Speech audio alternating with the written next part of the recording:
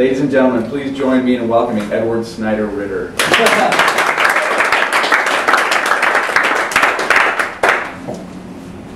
It's morning and you're about to begin the day at the orphanage you run. And like any good day, it begins with breakfast. What else would it begin with?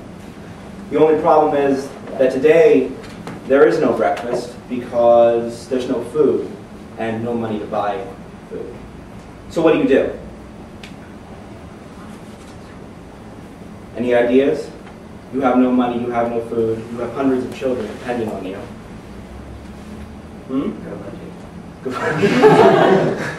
If it wasn't an industrialized nation, that would be a really good idea.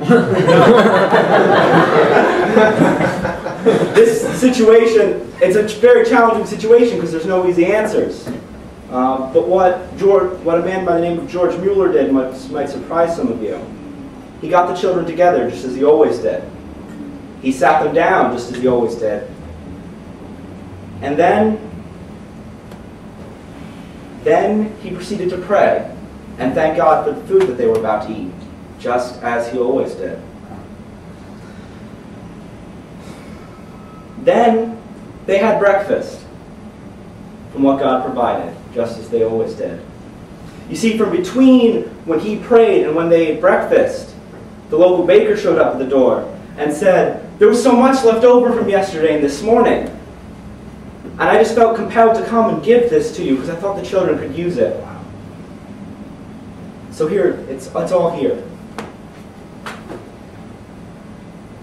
God had provided for George Mueller, just as he always did. But George Mueller didn't always have such strong faith. He was born in 1805 to middle-class parents. He was somewhat of a prodigal at a young age, known for drinking, for gambling, and for stealing to feed both of those two habits. Nevertheless, his father wanted the highest profession he could give to his son, which at that time was the clergy, was to become a clergyman, even though he had no faith and no interest in Christianity. So he went off to university, and there he actually did find faith. But not through his studies, not through his professors. A friend introduced him to a prayer meeting, and it sparked his interest in the faith. And he started talking with his friends and with people at the Bible study about the Bible. Still, his life was not changed, and he didn't really take any of it to heart. Until one day, he happened to go into a small local church where there was a man kneeling, crying out for forgiveness. The man's sincerity, and the sense of the presence of God touched Mueller so much that he went right home, knelt down himself, and prayed for forgiveness. And from then on, he lived a life committed to Christ and to prayer. He decided he wanted to become a missionary, and so joined an organization that was attempting to evangelize Jews in London. However, he wasn't able to take that position due to his health, and instead was called to the ministry at Ebenezer Chapel in Devonshire, in England. There he met several people who influenced his life, and through his studies of the Bible and his conversations with these people, decided that it wasn't the biblical model for him to have a salary as a minister. So through several long debates with the leaders of the church, he convinced them to replace his salary with a box at the back of the church where people could donate. The box was mentioned once when it was placed there. From that time on, Mueller's income was higher than it ever had been. Mueller was also not just touched by the teachings about money, but he was touched by the suffering of others. In 1836, he and his wife opened their home to 30 orphan girls from London. That work built until eventually they had capacity for 2,050 orphans at Ashley Downs in London, and outside London. Over the 62 years that he headed up that orphanage, they saved over 10,000 orphans from the streets of London, using the same principles he used in his local church. They never sent out appeal letters.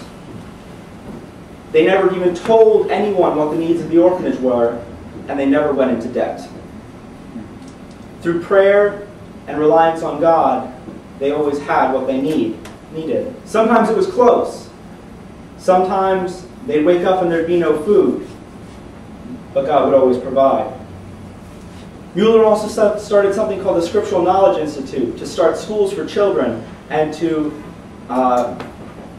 make sure the Bible and other Christian literature were more widely available. This organization functioned under the same letters: no appeals, no debt. In the 64 years he ran this institution, they distributed, by literature and services, 1.3 million pounds, which in today's money is about $71 million. He also was deeply touched personally by the needs of people. Although he had, for most of his life, no salary and no regular income, and when he died, his net worth was about 60 pounds plus a few odd pieces of furniture, or less than $10,000 in current money. Yet, the meticulous records he kept, because he was determined to use God's resources wisely, indicated that he had given away in his lifetime, from his own personal income, 80,000 pounds, roughly equivalent to 10 million in current US dollars. So what does this have to say to us? If he's a leader, how can we follow his example? I know most of you are business majors. You have no interest in living a life without a salary. Personally, I have no interest in living life without a salary.